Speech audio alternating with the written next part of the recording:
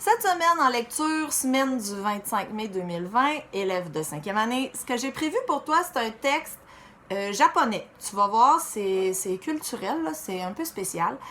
Sur le dessus, tu vas voir, c'est la Commission scolaire des découvreurs qui a sorti ce texte-là et c'est une évaluation de fin d'année pour la 5e année.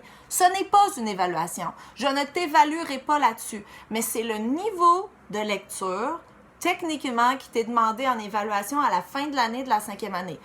Ça commence à sentir la fin de l'année. Il ne reste plus beaucoup de semaines. Alors, moi, je sais que tu as beaucoup travaillé la lecture cette année avec Rock.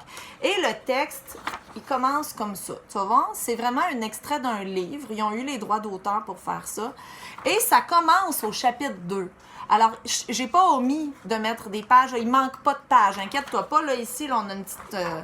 ça dit chapitre 2. Inquiète-toi pas, là. Il te manque pas de pages. C'est exactement la section du texte qui est ciblée par l'évaluation de lecture.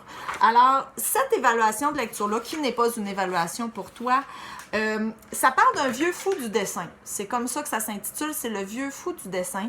C'est un vieil homme qui fait des aquarelles à l'encre de Chine. Et il se passe quelque chose avec un petit garçon. Alors, je vais te donner des précisions par rapport au texte.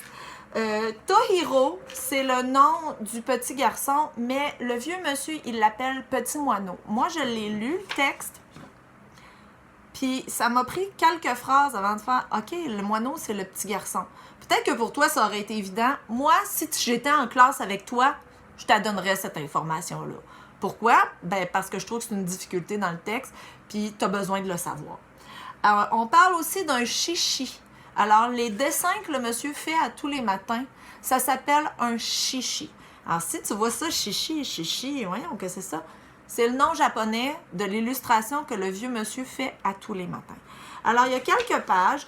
Tu as encore des sections où tu vas repérer dans le texte, où tu vas réagir au texte, puis aussi tu vas avoir à faire des inférences par rapport au texte.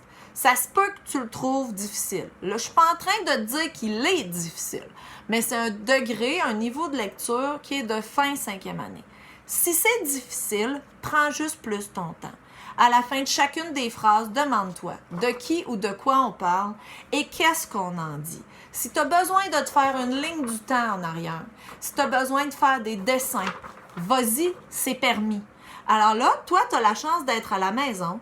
Moi, je te dis pas, tu as 45 minutes, 1 heure pour faire ça. Tu prends le temps dont tu as besoin pour faire le travail. Alors, c'est l'avantage qu'on a d'être en école à la maison, honnêtement. Tu peux réécouter mes explications 30 fois, puis tu peux prendre toute la semaine pour faire ça si tu veux. Il n'y a rien qui presse. Moi, je préfère que tu fasses le travail bien lentement, que tu te garoches partout, puis que finalement, tu n'as pas la moitié des bonnes réponses. Alors, prends ton temps. Fais-toi confiance. S'il y a des mots que tu ne connais pas, utilise ton dictionnaire, utilise l'Internet, utilise des illustrations. Elles sont spéciales, les illustrations. Tu vas voir, c'est culturel. Et tu vas voir que même dans ce texte-là, l'enfant arrive chez le monsieur puis il a un œil au beurre noir. Il y a des réalités culturelles que nous, on n'espère pas avoir ici. Les enfants qui se font frapper, c'est pas permis au Québec. La loi ne permet pas ça. Puis nous, les citoyens, on n'accepte pas ça non plus.